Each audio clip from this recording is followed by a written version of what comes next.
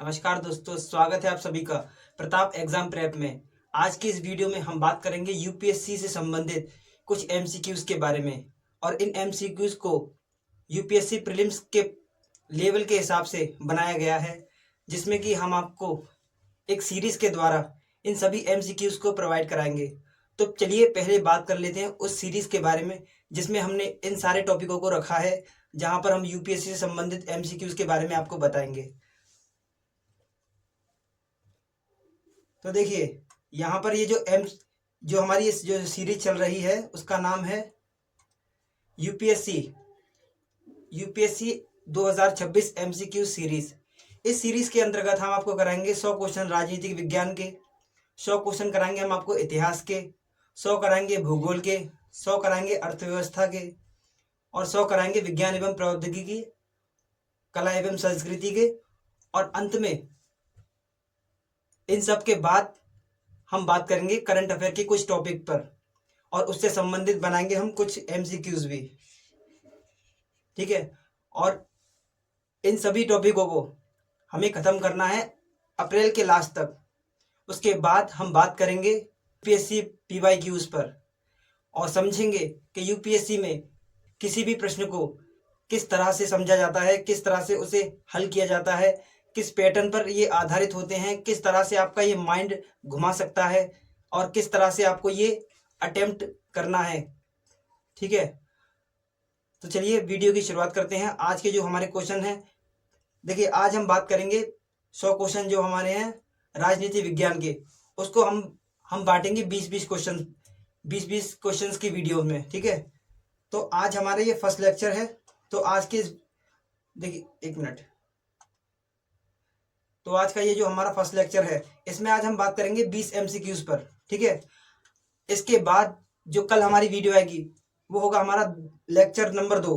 ठीक है, उसमें बात करेंगे हम दूसरे 20 क्वेश्चन की, फिर करेंगे तीसरे में हम फिर 20 क्वेश्चन लाएंगे, चौथे लेक्चर में फिर 20 क्वेश्चन, ऐसे ही करके 20-20 करके हम बात करेंगे पूरे 100 क्वेश्चन के ऊपर। और शुरुआती 20 क्वेश्चन में हम थोड़ा यूपीएससी लेवल को थोड़ा बेसिक से समझेंगे। अगले दूसरे लेक्चर में हम इस बेसिक से थोड़ा ऊपर उठ के बात करेंगे, फिर ऐसे ही धीरे धीरे करके हम सारे लेवल्स को उठाते हुए जाएंगे, और तब समझेंगे कि यूपीएससी में जो राजनीति विज्ञान में जो क्वेश्चन बनते हैं उन सभी को इस तरह से समझेंगे और जानेंगे यूपीएससी से जुड़े कुछ महत्वपूर्ण विषयों के बारे में। तो इस वीडियो में आगे बढ़ते हैं और चलते हैं आज के 20 क्वेश्चंस के ऊपर, वो किस प्रकार हैं, किस तरह से पूछे गए हैं। ठीक है, तो शुरुआत करते हैं आज के 20 क्वेश्चंस की।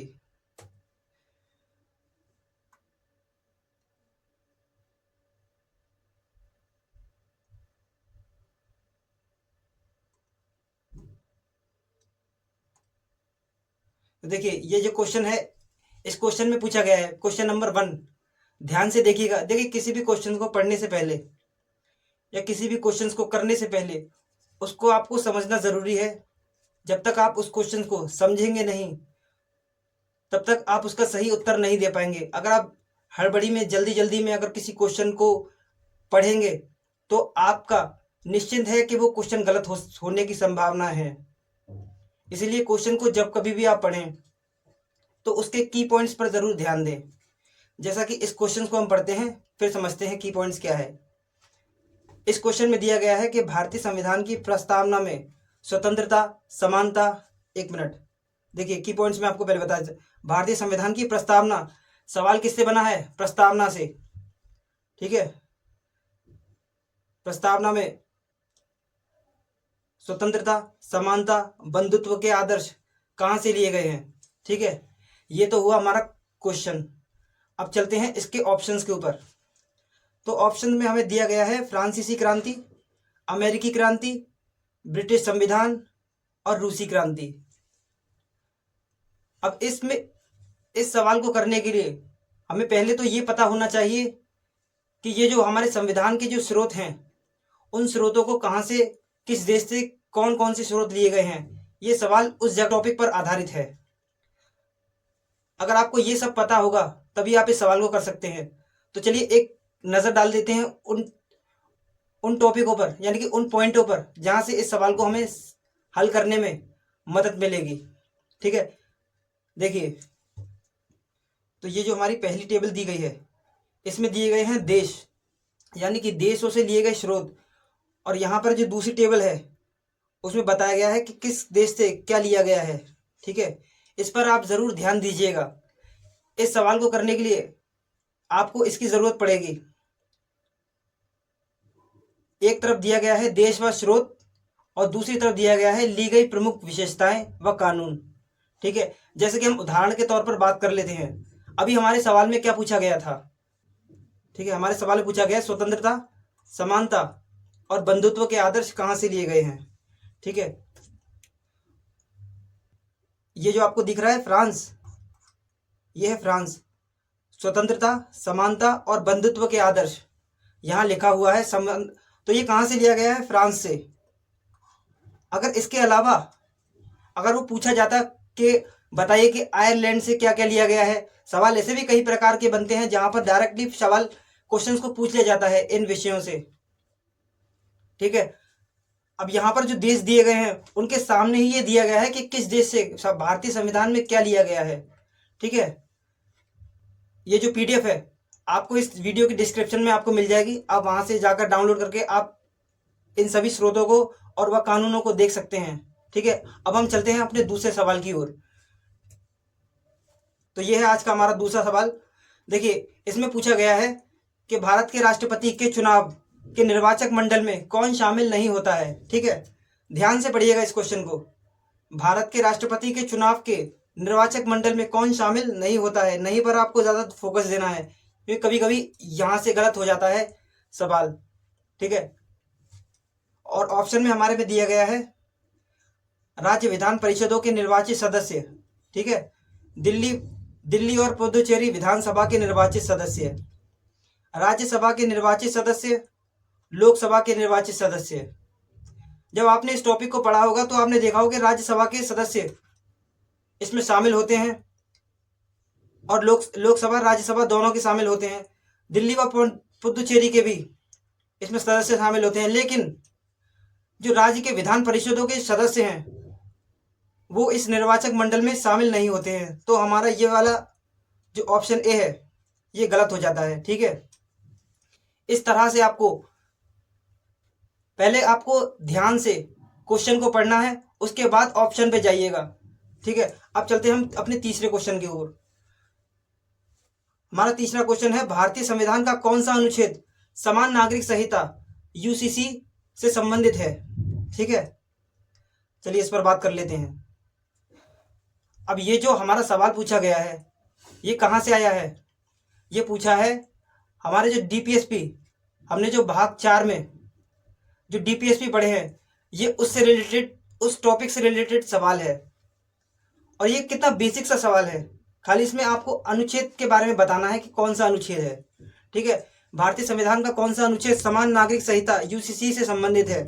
ऑप्शन में दिया गया है, ऑप्शन है अनुच्छेद 42, अनुच्छेद 44, अनुच्छेद 48, अनुच्छेद 40। अगर आपने डीपीएसपी को ध्यान से अगर ऊपर ओवरव्यू भी अगर उसका लिया होगा तो आपको ये पता चल जाएगा कि ये जो हमारा यूसीसी है वो अनुच्छेद 44 के अंतर्गत आता है। ठीक है, अगर आपको नहीं भी पता है तो भी हमने इस स्लाइड में आपको बता रखा है, जहां से आप जाकर के देख सकते हैं। ठीक है, ये जो हमने कभी अभी बात की थी अनुच्छेद 44, एक मिनट, क्या हो गया ये रहा हमारा अनुच्छेद 44। और देखिए यहां पर ध्यान दीजिए, नागरिकों के लिए समान नागरिक संहिता यूनिफॉर्म सिविल कोड। ठीक है, यूसीसी का मतलब क्या होता है? Full form uniform civil code. ठीक है, और बाकी डीपीएसपी के जितने भी अनुच्छेद हैं हमने इस टेबल में दे रखे हैं यहां से यहां तक। और ये आपको मेंस में, आपका जो मेंस का पेपर होगा उसमें भी आपको मदद कर सकता है कि कौन सा अनुच्छेद हमारे डीपीएसपी में, कौन सा अनुच्छेद समाजवादी है, कौन सा गांधीवादी है, कौन सा बौद्धिक, उदार बौद्धिक है।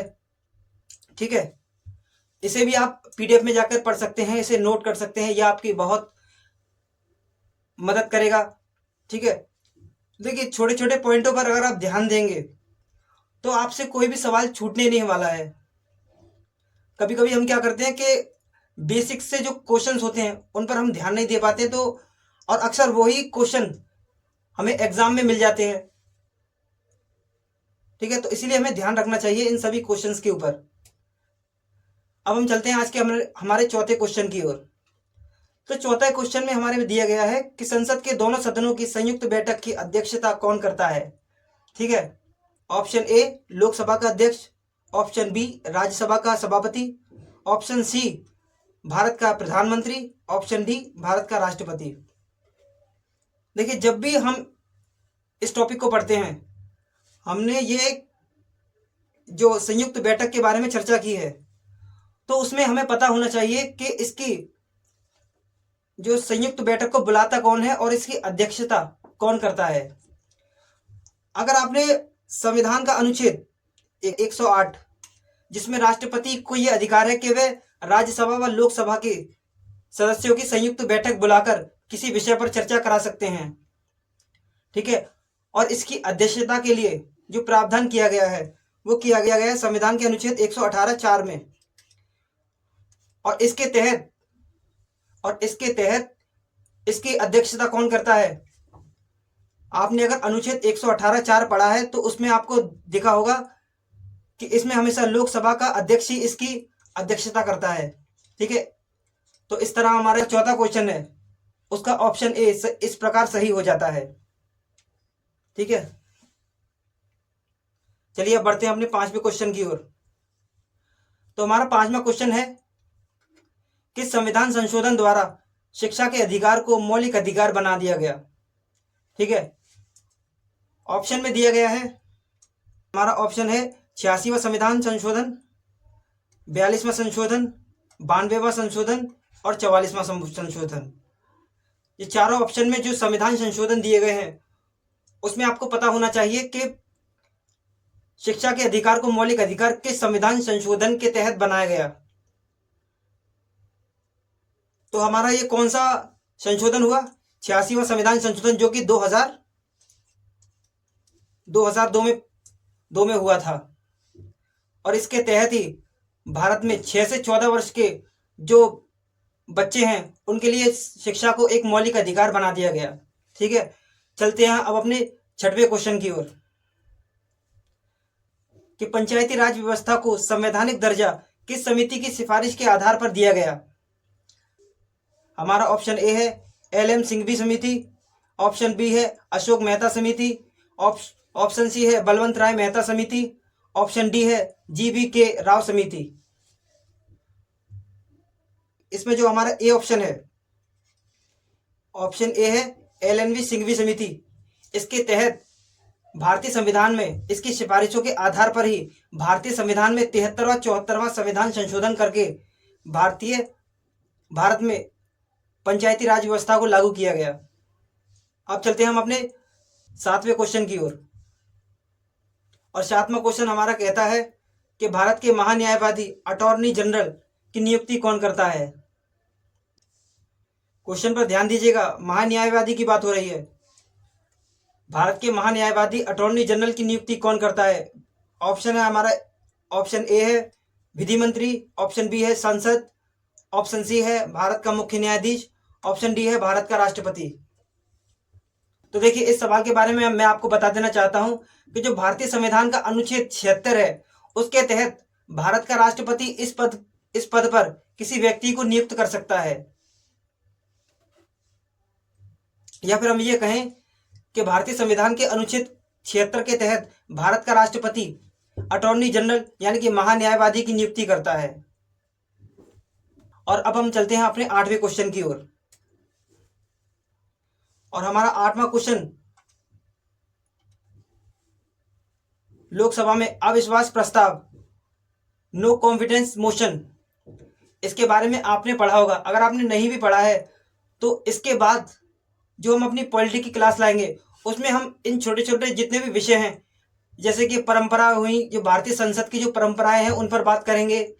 ये जो अविश्वास प्रस्ताव है इस पर भी बात करेंगे डिटेल में, यानी कि हम जानेंगे ये सब क्या होता है। ठीक है, इन सभी के बारे में।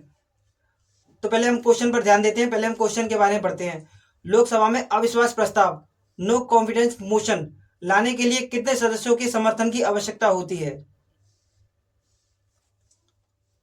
हमारा जो ऑप्शन है, ऑप्शन में दिया गया है ऑप्शन ए 25 सदस्य, ऑप्शन बी 100 सदस्य, ऑप्शन सी 50 सदस्य और ऑप्शन डी कुल सदस्यों का 1/10। देखिए, भारतीय लोकसभा के नियमों के अनुसार अविश्वास प्रस्ताव को स्वीकार करने के लिए कम से कम 50 सदस्यों का समर्थन अनिवार्य होता है।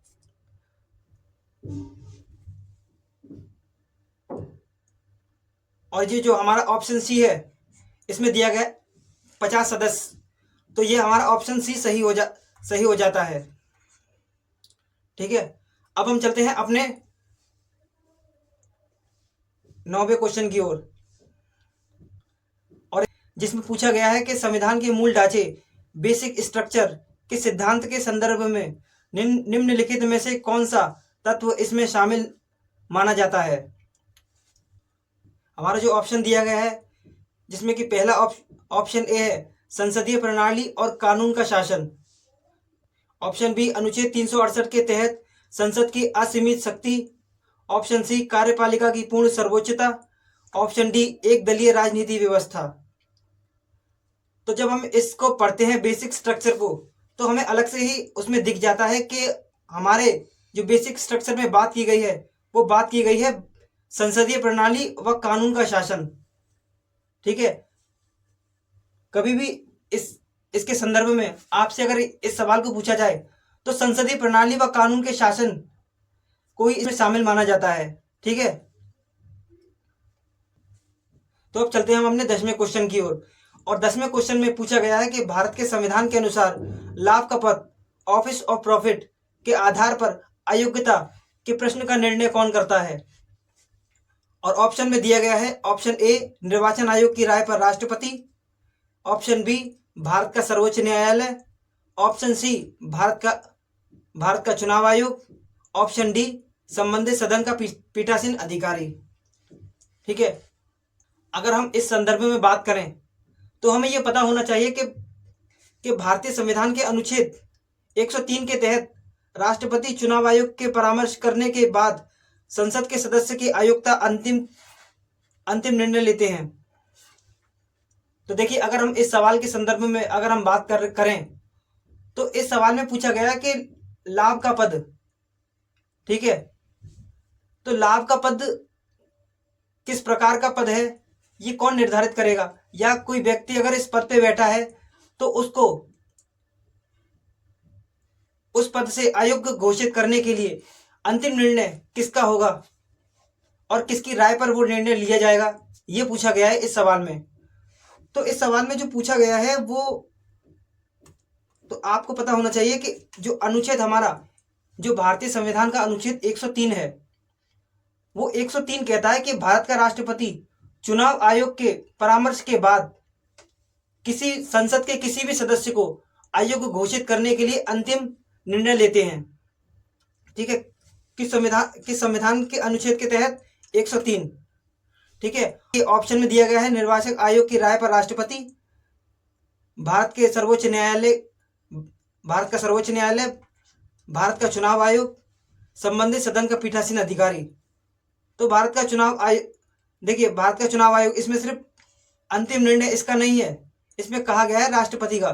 ठीक है, तो ये हमारा गलत है, ये भी गलत है और ये भी गलत है।